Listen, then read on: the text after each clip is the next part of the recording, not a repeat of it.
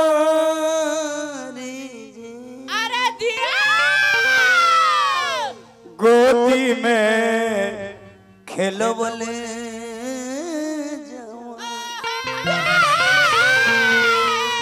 आहो अंजनी मतारी जी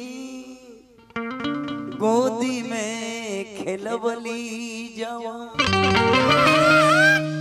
अंजनी मतारी जी गोदी में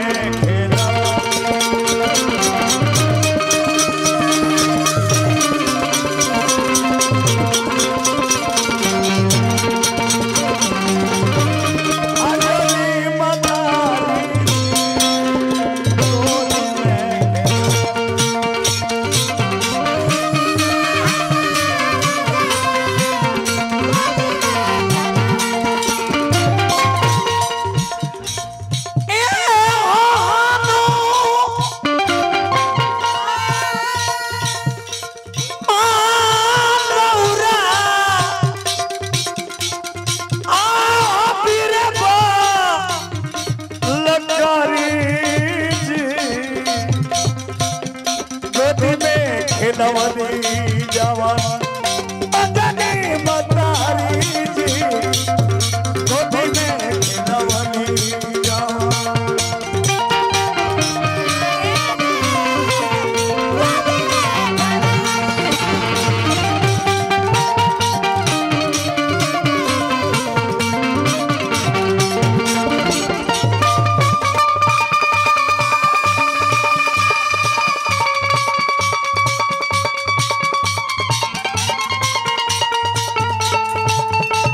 सरपंच साहब विजेंद्र बाबू 100 रुपया पुरस्कार देनी हमारा मित्र हैं अभिभावक हैं गार्जियन हैं पक्ष अध्यक्ष परमादरणीय रंजन प्रसाद यादव जी मझिया 500 रुपया का पुरस्कार दिले बनी कोटि कोटि वंदन अभिनंदन आगे आओ बढ़ी जे हमनी के 2000 भेंट हो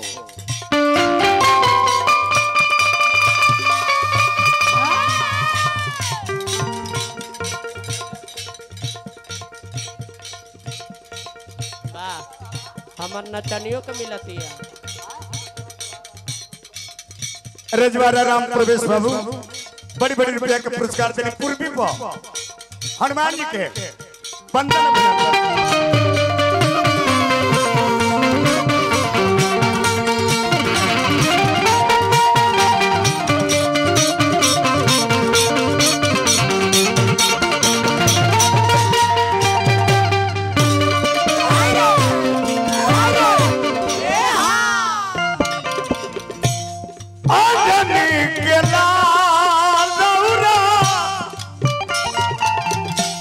राम के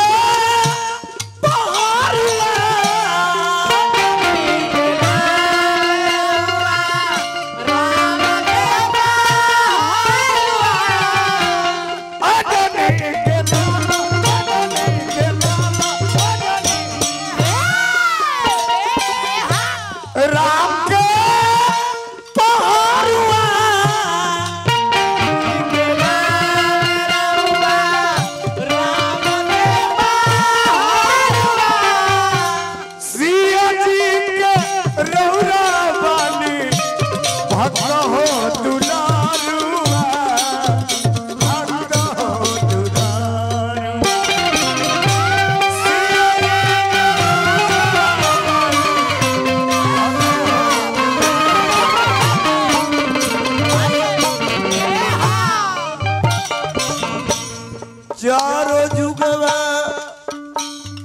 जाने बाबा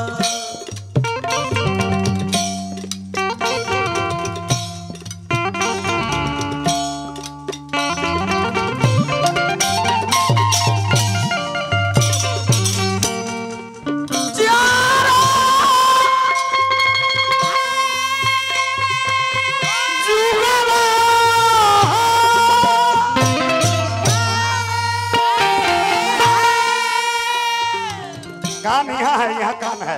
हेलो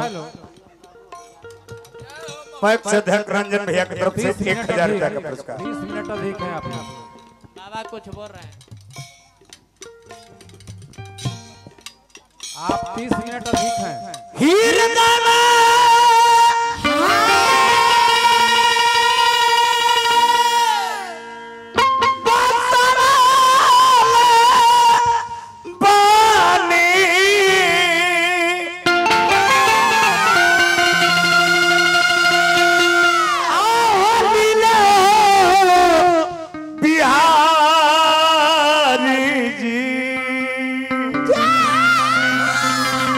गोदी में खिलवली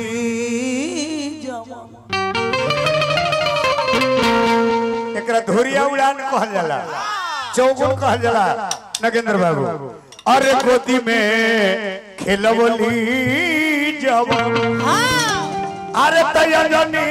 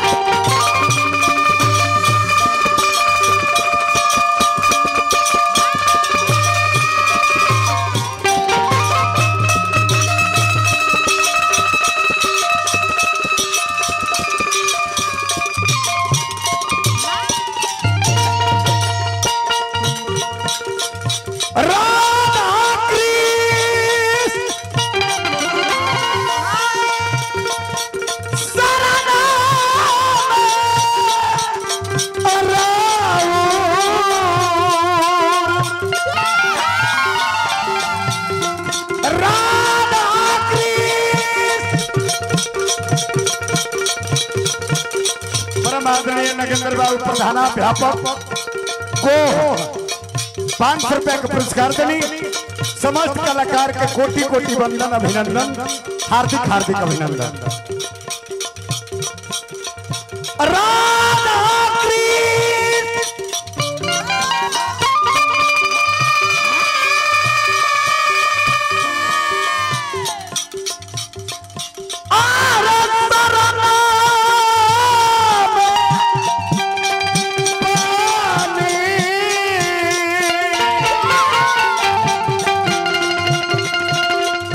हमारा मित्र रामजी प्रसाद प्रजापति जी मलवा पंचायत के पंचायत समिति सदस्य हैं, 500 रुपया का पुरस्कार देंगे।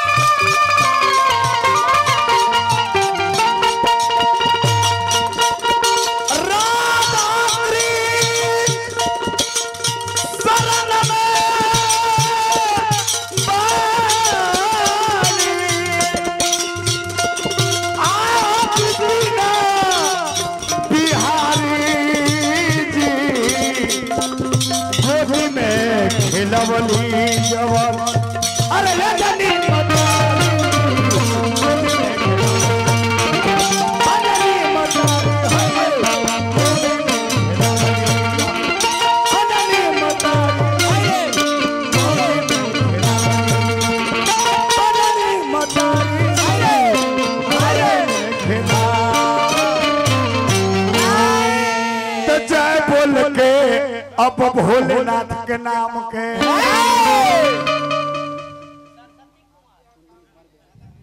कुंदन कुमार बिहारी भीगा ज्यादा समय हो गई बा।